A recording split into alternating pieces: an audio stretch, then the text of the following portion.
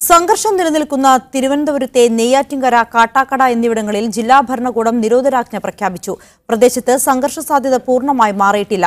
Vincent എംഎൽഎക്കെതിരെ ഗൂഢാലോചന നടത്തിയെന്ന ആരോപണം കുപ്രചാരണമാണെന്ന് നെയ്യാറ്റിൻകര എംഎൽഎ ആൻസലൻ പറഞ്ഞു.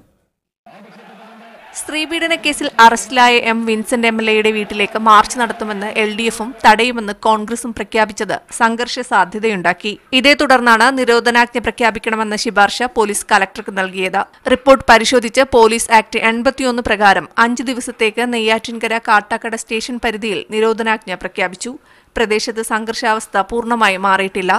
കഴിഞ്ഞ ദിവസമുണ്ടായ സംഘർഷത്തിന് പിന്നിൽ ഗൂഢാലോചനയുണ്ടായതായി കെപിസിസി അധ്യക്ഷൻ എം ഹസൻ ആരോപിച്ചു. എംഎൽഎ അനുകൂലിച്ചുകൊണ്ട് നടത്തുന്ന സത്യാഗ്രഹത്തിന്റെ മുൻപിൽ എൽഡിഎഫുകാരെ എംഎൽഎ രാജിവെക്കണമെന്ന് പറഞ്ഞ് അവിടെ തന്നെ ഒരു സത്യാഗ്രഹം നടത്താൻ അനുമതി കൊടുത്തതാണ് ഈ കുഴപ്പങ്ങൾക്കെല്ലാം കാരണം.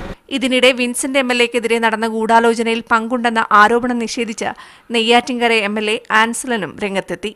വളരെ കരുതിക്കൂട്ടി വിൻസെന്റും കോൺഗ്രസും ചെന്നകപ്പെട്ട ഈ ചീഞ്ഞ ഗതികേടിൽ നിന്നും ശ്രദ്ധ മാറ്റുന്നതിനു വേണ്ടി വളരെ ബോധപൂർവമായി എന്നെയും ഒപ്പം പാർട്ടിയും വലിച്ചിഴച്ചുകൊണ്ട് നടത്തുന്ന ഈ കുപ്രചരണങ്ങൾ അസംബന്ധമാണ്. ജാമ്യം നിഷേധിക്കപ്പെട്ട വിൻസെന്റ് എംഎൽഎ നെയ്യാറ്റിൻകര ജയിലിൽ കഴിയുകയാണ്. മീഡിയ 1 തിരുവനന്തപുരം.